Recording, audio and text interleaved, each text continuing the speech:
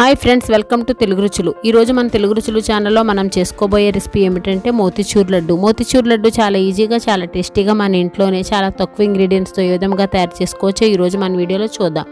ముందుగా కప్పు శనగపిండిని ఒక గిన్నెలో వేసుకొని చిటికెడు సాల్ట్ కూడా వేసుకుని అవి రెండూ కలిసేలా బాగా గరిటెతో కలిపిన తర్వాత కొంచెం వాటర్ని వేసుకుంటూ పకోడీ పిండిలా మనం కలుపుకోవాలి. పిండి థిక్నెస్ ఈ విధంగా ఉంటే సరిపోతుంది. ఇలా పిండిని కలుపుకున్న తర్వాత మనం స్టవ్ మీద బాణలి పెట్టుకుని ఆయిల్ను వేసుకుని ఇలా పకోడీల మాదిరి గరిటెతో వేసుకున్నట్లయితే ఇలా ఫ్రై చేసుకుని మనం లడ్డు ప్రిపేర్ చేసుకుంటే చాలా టేస్టీగా ఉంటుంది. ఇలా కొంచెం ఫ్రై అయిన తర్వాత వీటిని అన్నిటినీ కూడా తీసివేసుకుని మనం కొంచెం చల్లారిన తర్వాత మిక్సీ పట్టుకుందాం. మిక్సీ పట్టుకునే లోపు మనం లడ్డూకి సరిపడా పాకాన్ని కూడా ప్రిపేర్ చేసుకోవచ్చు.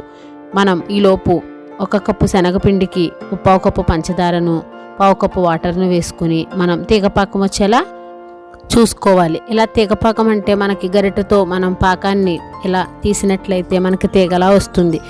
1/2 టేబుల్ స్పూన్ యాలకుల పొడిని కూడా వేసుకుని మనం మిక్సీ పట్టుకున్న శనగపిండి మిశ్రమం ఈ విధంగా అయింది కదా. ఇప్పుడు యాలకుల పొడిని కూడా వేసుకుని మనం తర్వాత చిటికెడు ఫుడ్ కలర్ని కూడా ఇదే పాకంలో యాడ్ చేసుకుంటే లడ్డూలు మనకి మంచి కలర్ఫుల్గా వస్తాయి. ఇలా ఫుడ్ కలర్ ఎల్లో అయినా వేసుకోవచ్చు, రెడ్ కలర్ అయినా వేసుకోవచ్చు. నేనైతే ఎల్లో కలర్ వాడాను.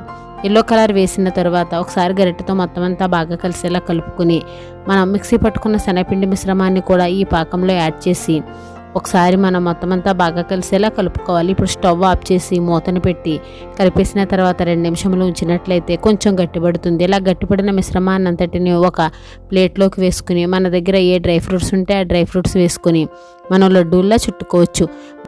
ఇలా చాలా తక్కువ టైంలో తక్కువ ఇంగ్రీడియంట్స్తో చాలా ఈజీగా, చాలా టేస్టీగా తయారు చేసుకునే విధానం చూసారు కదా. మీకు నచ్చినట్లయితే మీ ఫ్యామిలీ మెంబర్స్కి, రిలేటివ్స్కి షేర్ చేయండి, లైక్ చేయండి, సబ్స్క్రైబ్ చేయండి. Thank you for watching friends.